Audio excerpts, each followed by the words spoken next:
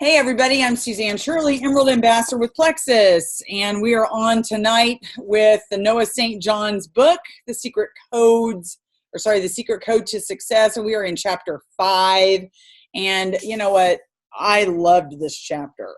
This is on his pyramid of self-improvement, personal growth, becoming successful. This is step 2, which is loving mirrors and safe havens.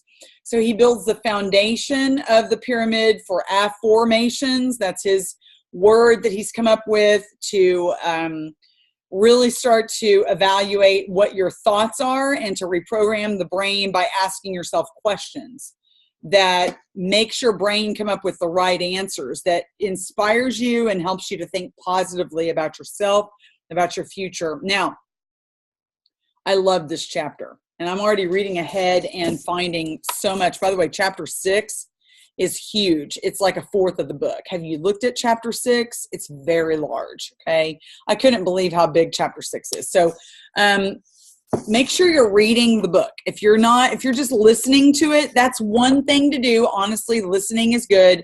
But if you don't read the book, you're not going to get all these great graphics. And I'm telling you, the graphics are incredible. So before we start loving mirrors, let me just kind of kick it off. Jiddu, I can't pronounce his name, Jiddu Krishnamurti, okay? Forget it. I can't pronounce the guy's name. Relationship is a mirror in which you can see yourself. Relationship is the mirror in which you can see yourself, not as you would wish to be, but as you really are. Now, I want to take that idea and expand on it just for a second. If you are a Christian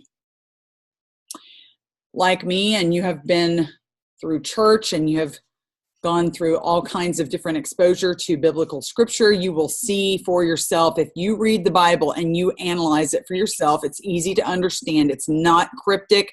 It's not some weird code. I truly believe that God uses marriage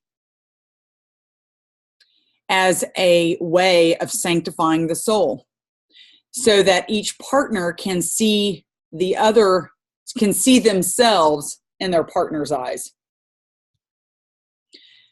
In other words, you're going to see your flaws, you're going to see the problems and the issues that you need to work on, and you're going to see your worth and your value in your partner's eyes. In other words, let's just say it this way.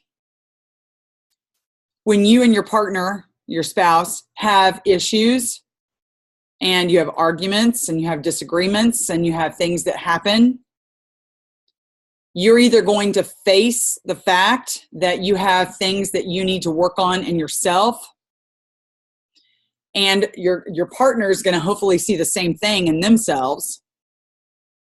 But at the same time, you're going to experience things together that the two of you will be able to see your own value in each other's eyes. When you look in the mirror, according to Noah St. John, it makes perfect sense. When you look in the mirror at yourself, you're not going to see yourself accurately as you should. You're not going to see it. I'm going to look at the chat. Yeah, I know Susie's on vacation. Don't worry about it. Don't worry about it. Susie's on vacation. She's in Mexico. She'll catch up. Thank you, Lynn. So when you're looking at yourself in the mirror, you're not going to see yourself accurately, the value that you have. You're going to always look at yourself in a distorted way. And I love his graphic on that. But if you have a healthy relationship with your spouse, a spouse that truly is living the way that God designed marriage to be, you're going to see yourself and your value in your spouse's eyes. But you're also going to be faced with the harsh truth that you have flaws and that you need to work on those things. Okay, another entity that God has created and designed for the sanctification of the soul, I truly believe, is the family. Because how often, and I'm not speaking from experience, but I'm telling you, I've listened to lots of sermons, That doesn't make me a parent. I'm not trying to be a parent here, but I'm telling you from knowledge, not from experience. When your child speaks, don't you hear your voice? They say everything that you say. They do everything that you do. They're like a little reflection of you. And you project yourself into your child. When your child misbehaves, does something that they're not supposed to be doing, that's a teaching moment, but that's also a learning moment for yourself and for your child. Not just for your child, but for yourself, because you have to learn how to be patient, and you have to learn how to be selfless instead of selfish. You have to learn how to set your own needs aside. I truly believe that the family unit and the creation of the marriage unit are two things created by God to sanctify the human soul. Truly. And what does sanctification mean? It's not talked about here in this book. I'm not trying to be all Christian here on you. But sanctification is a part of the process that gets you to have a pure heart. You know, the grace of God is the grace of God, and you can't earn your way to heaven. That's not what I'm saying. But the sanctification part is going from one level to the next, where you move into higher knowledge and you are more pure at heart than you were before. Okay, so setting all that aside, I wrote something down. I write lots of stuff in the margins, guys. I love to learn, and I mean, if you look at my book, it's just like a book of notes. I mean, all I do is write notes all over everything. It's like scribbles and notes, because these are my reflections as I'm going through. And I will tell you something right now. I heard this and I've used it in my classroom. I've used it everywhere that I can use it as a principle for people to understand. So you know how Noah St. John is talking about you're looking at yourself in the mirror and you don't see yourself as you really are, your true value. You see a distorted version of yourself, and you can't accurately see yourself as you really are, the value that you have. In the same respect, there are 3 ways that you can live your life. Number 1, the tragic way. Number 2, the hard way. And number 1, the easy way. Number 2, the hard way. And number 3, the tragic way. Let me explain these 3 things. So what we're talking about is self-awareness. I want you to hear me. Self-awareness. Being very self-aware, learning who you are. This chapter really gets you to open up and start to think about who is it that you really are. Who are you? See yourself as you really are. And 3 different ways that people are going to live. The first way is the easy way, and that is when you see somebody else doing something that gets them some really poor consequences, you decide in your head, look, I am not going to do that. And you learn from their mistakes. So you're learning from other people's mistakes. That's the easy way. The hard way to live is to learn from your own mistakes. Like, you can't learn from others. So, man, I'm going down that road. I don't think that's going to happen to me. I'm going to try this thing. And it turns out poorly. And you have to end up learning from your own mistakes. Well, at least you're still learning, because the tragic way is learning from neither of the two. Learning from neither of the two. Not learning from somebody else's mistakes and not learning from your own. You have got to live in those first 2 ways, at least in the first 2 ways. If you're tragically living and not learning from your own mistakes and not looking at other people's mistakes and learning from those, then you're living in a tragic way. And that is, in a way, not being self-aware. You must become a self-aware person. Start to see yourself as you really are. Okay? Now, you're going to learn so much about yourself through having relationships. I want you to evaluate some things. Ask yourself some questions. Think about the closest relationships that you have. Do you have more than one intimate, close relationship? Okay? Meaning where you bare your soul to that person. Do you have somebody outside of your spouse? Do you have at least one person outside of your spouse that you literally on a regular basis, you are very vulnerable with them and you share your heart and you share your life. Because if you have at least one person that you can be real like that with, then you are going to start being more self-aware. In other words, let me give you an example. I have two people right now, and this has changed. This has changed throughout the many years I've lived on the planet. I have always had at least 1 to 2 people that literally I pour my life out. I am vulnerable. I am real. I show these people who I really am. These are my real thoughts. This is me, flaws and all. And they have permission to speak to me. They can speak into my life and they can tell me stuff. And I will listen to them. Meaning if it's good or bad. Now, if you don't have that, if you do not have those relationships in your life, then you're not going to learn about yourself. I'm going to be very honest with you. You are not going to become self-aware. You are only going to have epiphanies about you if you can see yourself through others' eyes. Now, these are safe places that's why he calls them loving mirrors and safe havens. These are safe people. These are people that you can trust. These are people that have your back. They've got your best interest at heart. They're not going to try to destroy you. They're there for you. They come running for you. They'd buy a plane ticket if necessary to come to you if you needed them. Okay? That's the kind of person I'm talking about. Somebody that's a friend, but that you see as a family member. Do you have that? And if you don't have that, you're not going to see yourself as you really are. At least having a spouse is good, but you've got to have more than just your spouse. You've got to have more than just one person to talk to about you and about life that you can reflect with, that you can exchange reflections about life. Because I'm telling you, when I have had discussions with these particular individuals that I allow close into my heart, I have learned things about myself that I never would have learned, and it's been mind-boggling. Sometimes it's been hard to learn these lessons, but I would rather learn them through the eyes of my close, trusted friends than never learn them at all and go around blindly and never growing, because in a relationship, you grow. If they are healthy, okay? And this is how you grow, all right? So I feel like I've spent so much time before I've even gotten started on this chapter. He uses the example of looking at your eye color in the mirror.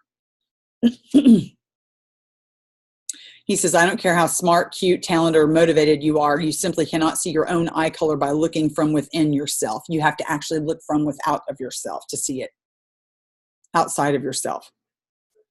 And that's the analogy that he forms on learning who you are and becoming self-aware by having relationships.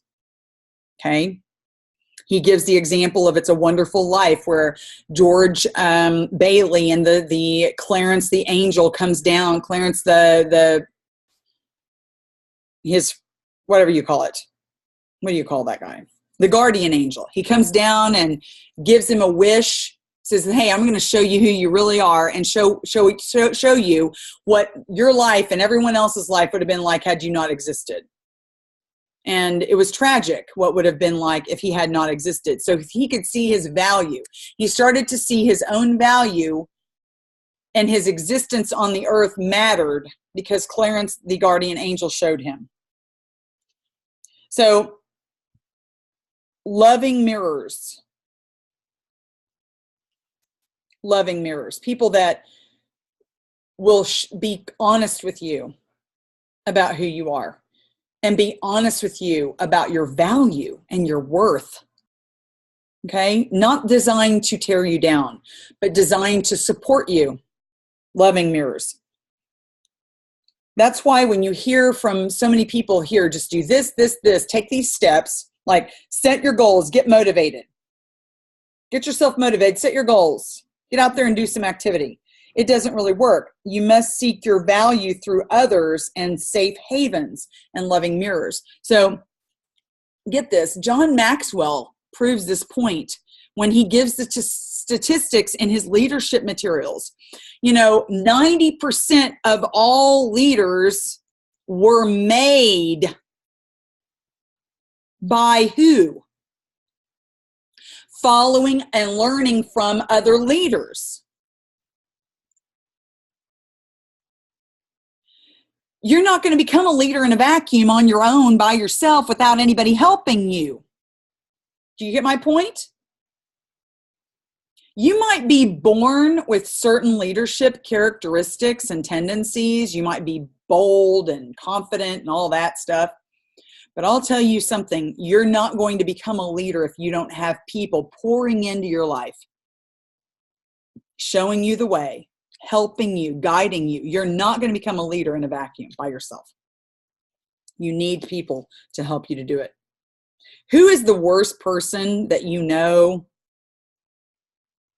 Who is the worst person to know what you truly are capable? The worst person. You inaccurately are going to always describe inaccurately your true worth and your valuable and your value and what you're actually capable of. You're not going to be able to accurately describe any of that. So that means you are your own worst enemy, and you've got to figure that out now and realize the value of relationships. Okay, you're the least capable person to know who you really are and what you're capable of. So it's like he talks about the fun house. When most people look in the mirror, they see this negative reflection, when in truth, their authentic self is capable and confident. Okay? So when you see yourself in a mirror like this, you look at yourself and you see that. And that's inaccurate.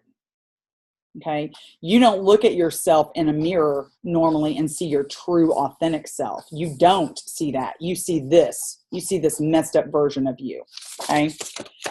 So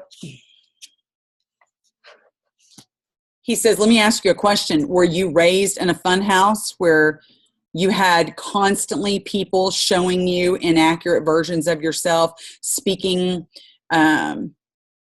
limited beliefs on you, putting you down, making you feel less than, confining you, making fun of you, bullying you? Were you in a negative situation when you grew up? In other words, were you constantly surrounded by these funhouse mirrors? Every single person in maybe where you grew up, a lot of the people where you grew up in your home weren't safe. They weren't safe to bare your soul to. Did they hurt you all the time? Well, then you're always looking at your own reflection in their eyes.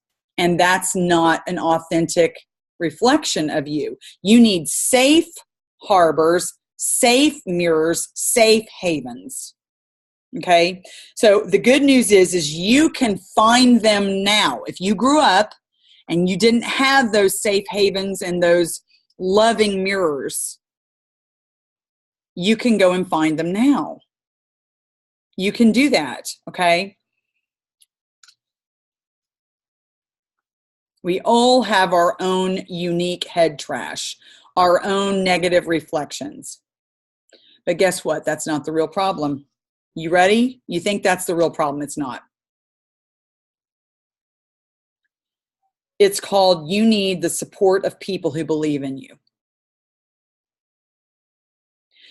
More than you believe in yourself. You need somebody who can say to you and believe it all the way, you've got this. You were made for this. You can do it. I know you have the potential in you. You can do this. Even though you don't believe in yourself, you need someone who does believe in you. And if you don't have those types of people in your life, like I said, you're not going to become a leader in a vacuum. It's not going to happen. I had lots of help. I had a lot of support. I grew up in a very safe home environment, a loving home life. I had my mother and my grandmother constantly telling me how valuable I was. And at an early age, I learned my value in the eyes of God Himself. I became a born-again believer. And I think that's another great example. And I wrote that in the book right up here, that people actually begin to perceive their own value finally, at some point, hopefully, through the loving eyes of God. And he is a huge example of a loving mirror. You've got to be able to find your value. You're not going to find it in yourself. You've got to see it in the eyes of a relationship. So,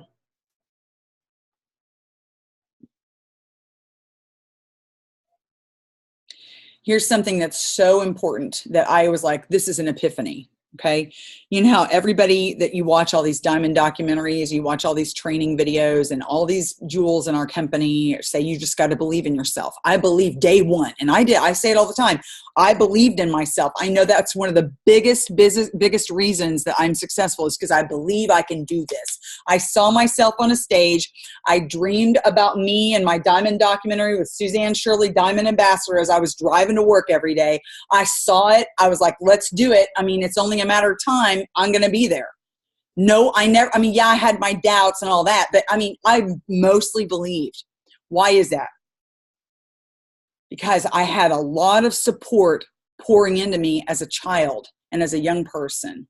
And then I had people that supported me all the way through. But I had it in the home.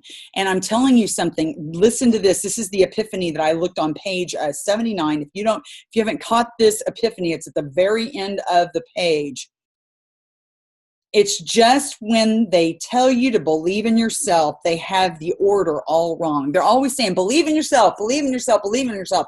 That's the wrong order. That's the last thing that's going to actually happen in your evolution of success. You're going to believe in yourself at the very end. What's the first thing that has to happen? Somebody else believes in you.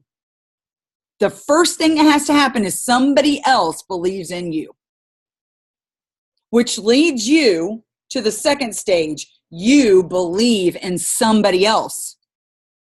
You trust that they're telling you the right thing.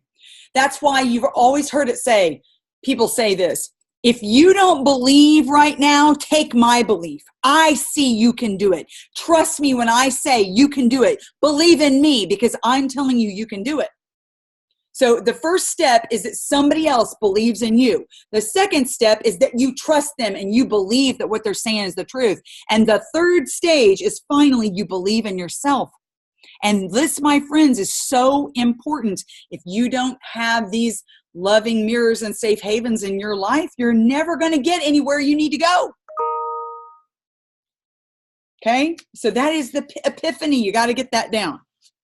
You can't just start off believing if you never have believed in yourself. Okay? These 3%ers, I'm one of the 3%ers. They always believed in themselves, but they don't even know why. Well, the reason why, I just told you, I had a lot of support pouring into me, telling me my value, showing me over and over, supporting, loving me, encouraging me, being there for me, never saying they were going to do something and not do it. These people always were there for me. My mom and my grandma, they did that, right? Every single multimillionaire that's ever been coached or been friends by Noah St. John has finally told them that they would never have achieved their level of success without the loving support and encouragement of someone who believed in them when they did not believe in themselves. Every multimillionaire. Notice they didn't just do it in a vacuum. I did it all on my own. Okay. I'm not saying there's not exceptions to that rule, but I'm telling you, the majority of successful people have had help. They've had people love them and believe in them. So have you ever experienced somebody in your life believing in you? Have you ever experienced that? Because if you have experienced that, like your aunt or maybe a best friend or a grandma, somebody close to you, a coach, a teacher, a mentor, if you've ever experienced that, you feel like you can do anything. You feel like you can do anything. You can accomplish the world. And you're standing there going, who, me? What? And they're saying, yeah, you can do it. And then you start to believe in yourself because they believe in you and you trust them. You trust what they have to say. Everybody ignores this. I'm telling you, it's the truth. Everybody ignores this principle, this loving mirror principle. It's like when I'm reading this chapter, it was completely earth-shattering. I will tell you this. I love this book. When you can look at yourself in the eyes of a loving mirror, this is what you see, your authentic self. When you're looking at yourself in the eyes of a loving mirror and a safe haven, you get to see your authentic self. You're not going to see this screwed up, weird looking, flawed version. Okay. You're going to see your value. All right. And he talks about facing the giants and how the coach on that movie, Facing the Giants, put a blindfold over this kid and made him do the death crawl. And he didn't know what he was doing. And he had this guy on his back. And he thought that he could only get to the 50-yard line. And then when he finally, the coach just pushed him and pushed him and pushed him to keep going. And he took off the blindfold and he realized he had gone the whole length of the football field. Everybody's seen that video. Go out there and watch it. That is a beautiful example of a loving mirror. You don't believe you can do anything. You don't have the belief, but somebody else does. And they can put that belief in you and you trust them enough to believe in them. And therefore you can do it. And that's the truth of the matter. Okay. So you've got to find yourself loving mirrors and safe haven. You've got to gain some unconditional support for your life. Human beings are conditional. All of us are. We are conditional. We hold conditions on everything. But I'm telling you, the most happy, successful people in the world became that way because somebody believed in them. Usually way more than they've ever believed in themselves. Okay, so he says, so then the problem is that when people talk to him, they're saying, what am I going to do? I didn't have anybody pour into me when I was a kid. I didn't have any safe havens and loving mirrors.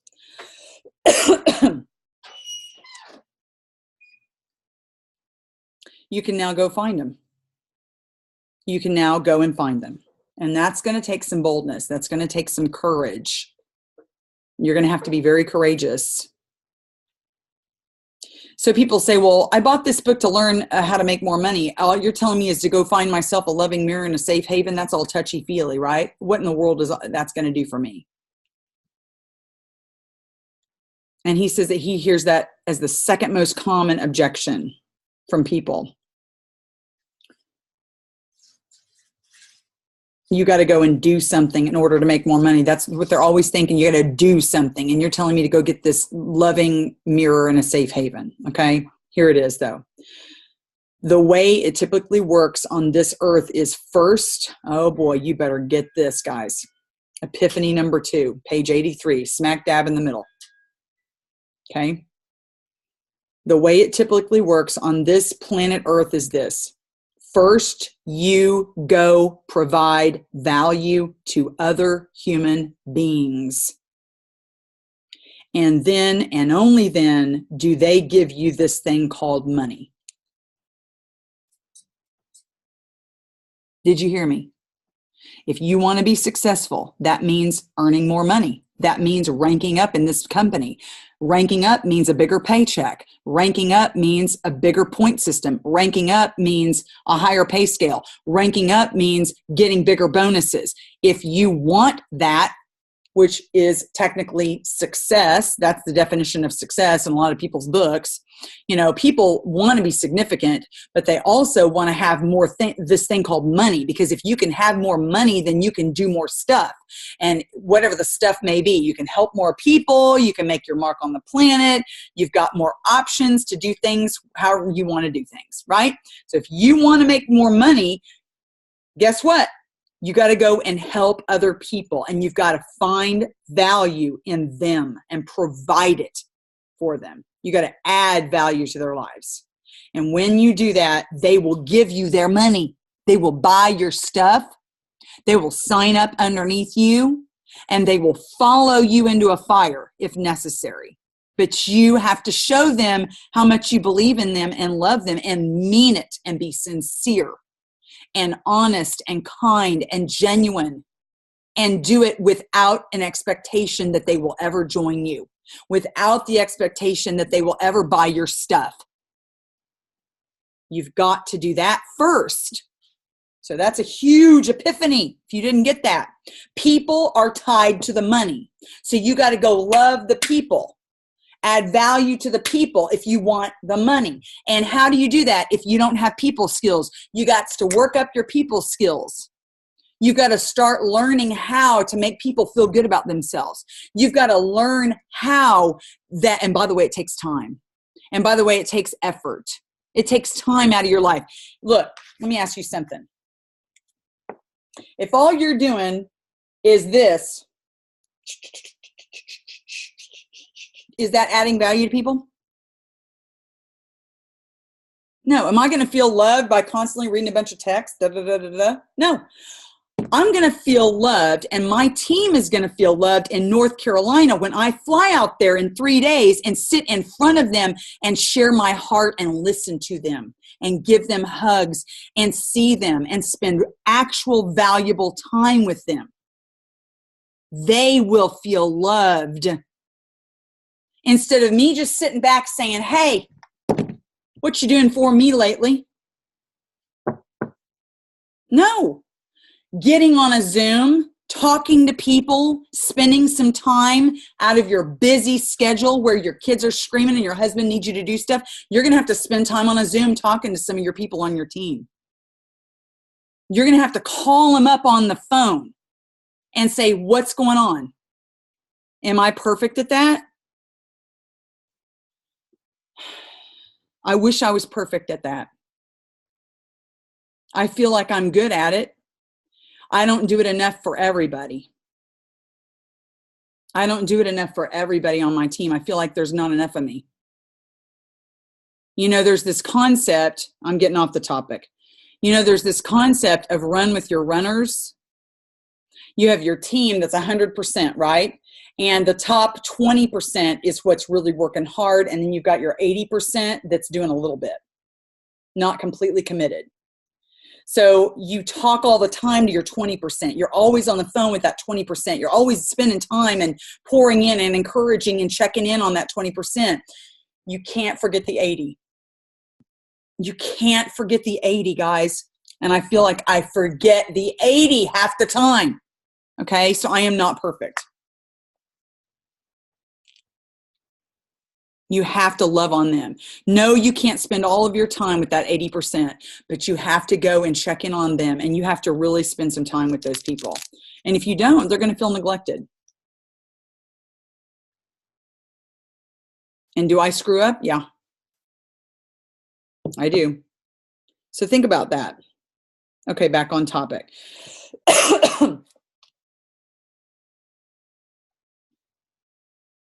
How do you solve this conditional, unconditional dichotomy? So because human beings are conditional, work is conditional. Human beings perform best when they're supported unconditionally, though. So how do you solve this problem? A safe haven. A safe haven is somebody who sees your capacity or potential, somebody who holds you to a higher standard and keeps you accountable. Those people that can speak into your life, like I just told you about, that can tell me something that's really honest about me that I might not want to hear, but they can do it, and I have to listen because I trust them. They're safe to listen to. They're safe to confide in. And when they have something to say to me, I better darn well listen. A safe haven doesn't let you get away with not living up to what you're really capable of. A safe haven holds you accountable. Personal trainer is an example. You. No, I can't. Them. Yes, you can. You. No, I can't. Them. Yes, you can. You. Hey, I did it. There you go. Personal trainer. Okay. Huge. You ready? Why is it you cannot see your own value?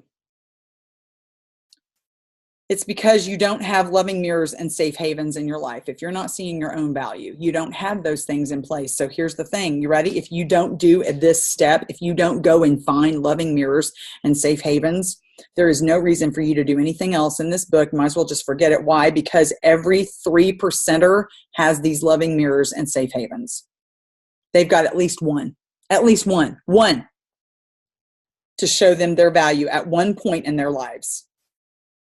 Without their conscious awareness of it, it's precisely what gave them the permission to succeed. You've got to go find at least one. Bottom line, if you want to be happy and rich, whatever, you must find loving mirrors for your life and safe havens for your business. Safe havens for your business. There's no way you can get around it. Okay, another example he gives is Coach Bill Walsh with Jerry Rice. I'm not going to go read all this, but you know that Bill Walsh is one of the greatest coaches of all time. He got this fantastic, hugely talented player, Jerry Rice, from Mississippi, and he was miles and miles and thousands of miles away from home, and he was homesick, and he just wanted to quit the team. And he said, son, I see something in you you don't see in yourself. You've got the capability inside of you to be one of the greatest receivers in this entire game of all time. And that kid said, wow, he sees that in me. So what did he do? He trusted his coach. He believed what the coach had to say. He didn't believe in himself. He didn't believe in himself, but he believed what his coach was saying, and then he became the hardest worker ever. His practices were like legendary. He would spend every moment that he was awake that he could physically do it to practice and practice and practice. And then he had all these massive, huge NFL records. He became one of the greatest players of all time.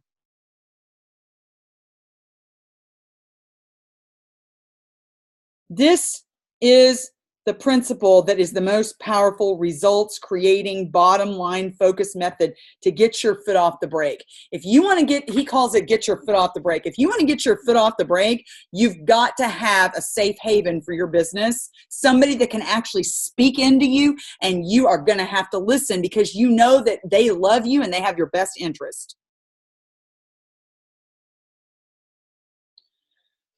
If you insist on being a lone wolf, here we go, big massive epiphany on page 86, top paragraph.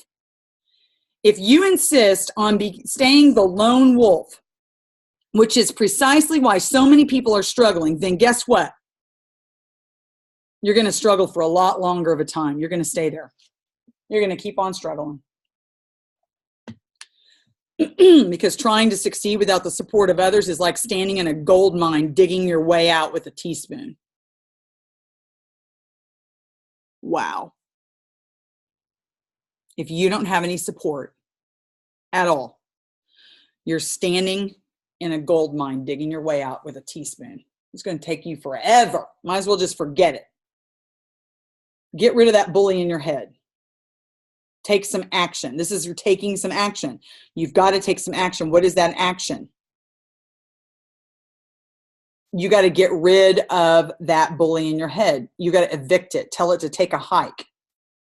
So then he tells you to go through an exercise. Did you do the exercise? I did the exercise. Look, I did the exercise. Did you do the exercise? Look, it's not going to work unless you do the stuff in the book. If all you do is read the book and you don't do the stuff, what are you going to do? You got to get the stuff done. Okay? Excavating and evicting your negative reflection. What's your negative reflection? That head trash that's always telling you stuff. And then who you really are, your authentic self. You know, we don't want to look at who we really are. We're always hearing the head trash. You have so much more value than you can ever know. So much more potential than you can ever see in yourself. But you've got to find a way to get rid of this head trash. Get quiet and really listen. Really listen. Because the bully is loud and arrogant and hateful. But that still small voice inside of you is your authentic self. And you need to get quiet to hear it. And that's who you really are. You've got to believe it. So look at some of these examples. Some girl said her thing that was holding her back, my ADD keeps me from being able to focus and therefore being able to attain success. In other words, I can't do it because I've got ADD. But in reality, I've proven through previous work that I have the ability to be focused and remain on task for long periods of time. I mean, it's the truth. Here's a few of mine. I always struggle with food. I'm always going to struggle with food. Who am I really? I am amazing at self-control. I have proven it year after year after year of creating systems of success in my life. That's the real truth. I mean, because I've lost 100 pounds and kept it off for the most part within about 30 pounds of it. I'm fat and I can't overcome it. Okay? I am strong, able, and I love to work out. And that's the truth. It's the truth. I love to work out. It kills me if I miss a workout. I feel so ugly and frumpy. Okay? The reality is I am really blessed with natural beauty. And if I would just accept that about myself, but I don't hear that and I don't see that when I look in the mirror. I never see that when I look in the mirror. And I don't hear that when I'm hearing it from myself. I'm listening to the bully. Write down what your authentic self is telling you. And then use these things called the Rudyard Kipling 6 Serving Men. God, I don't care about that. I'm a language teacher. Who, when, why, where, what, and how. There we go. 6 question words. Who, when, why, what, where, and how. Who, when, why, what, where, how. Use the 6 question words. If you ask yourself these questions with who, when, why, where, what, and how, then you're going to get the answers because they're so open-ended. Who can I share my list with? When can I share it with them? How will sharing that list help me gain the correct perspective? What are specific examples where this negative reflection is wrong? Where did my negative reflection come from? Why is it not who I really am? Why is it? You're going to have to share your list with at least one trusted person. Share that list with one trusted. Look, you got to be brave enough to do this. If you don't, you're not going to find a safe haven and a loving mirror. You got to share your list. Write down your why-tos, your benefits of sharing your list. That's number 2. Number 1, share your list. Number 2, write down your why-tos for sharing your list, the benefits from it. Number 3, write specific examples where your negative reflection is wrong. Write down some real examples where that negative mirror, that weird mirror, is wrong. And then understand that you are a light post with negative signs that are all over it that are keeping your light hidden under a bushel. It's like you can't let your light shine because all these signs are all over you. Like, I'm not enough. I'm not nice enough. I need to be more like such and such. I feel I'm ugly. I'm stupid. Do you know how many times I feel stupid when I mess with my money and I go to my CPA? I feel so stupid. I feel like a failure.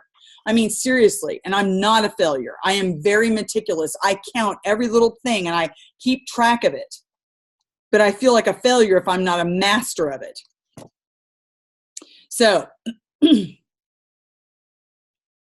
we might think that other people put negative signs on us, and they do. There are all kinds of people that do that. But guess who else? Okay, is this you? You've come from a loving family. You've had all these people support you and love you and pour their lives into you and be there for you and believe in you. But you still all got these negative signs. I'm fat. I'm bossy. Like some of mine are, I'm too loud. I can't do math. I'm not analytically, mathematically. I'm too overbearing. I'm too bossy. I'm not very popular in school. I wasn't popular. I'm not talented at anything that's important. I'm just this heavy girl that's overweight with a pretty face. That's what I heard a lot from other people. But guess what? A lot of these things I've put on myself. Did you know that even if you have the most loving mirrors and safe havens growing up, that you put a lot of crap on yourself? It can come from you. You put it on yourself. So you've got to learn how to, like, if that's you, like, man, I had this great family. What's wrong with me? Why am I thinking all this stuff? Well, it's because you've done it to yourself. You've put it on yourself, and you've got to get rid of it. So number 4 is write down the signs that were placed on you. What are those negative beliefs and those signs that were placed on you? So there's 4 things. And if you want to know where they're at, it's on pages 91, 92. Number 1, share your list with at least one other person. Number 2, write down your benefits of sharing that list. Okay. Number 3, write specific examples of your negative reflection and why it's wrong. Why is it wrong? And number 4, write down the signs that were placed on you, these terrible, like, I'm fat, or I'm ugly, or I'm not analytical, I can't do math. You know, somebody always said, I think I put this on myself, I'm a bull in a china closet. No, I'm just excited, and I'm passionate, I'm on a mission. But the negative is I'm a bull in a china closet, right?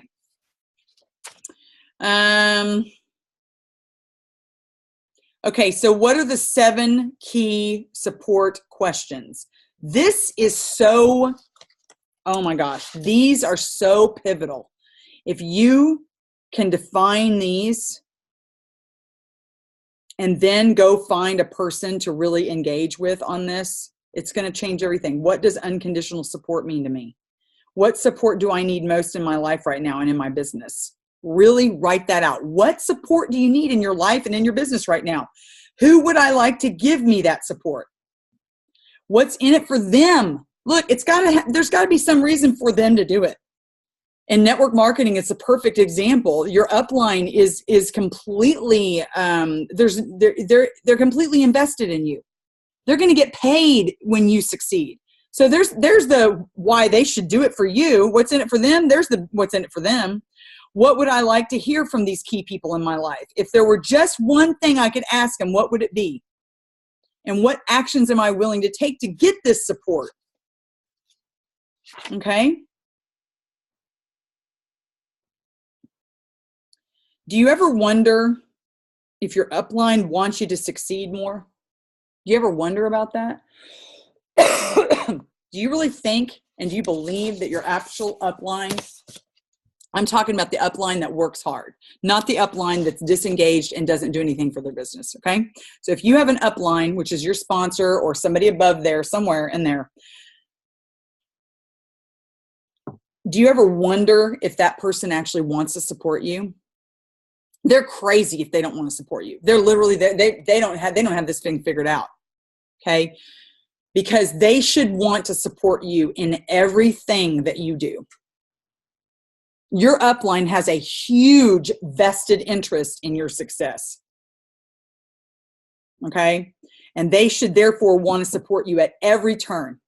At every turn.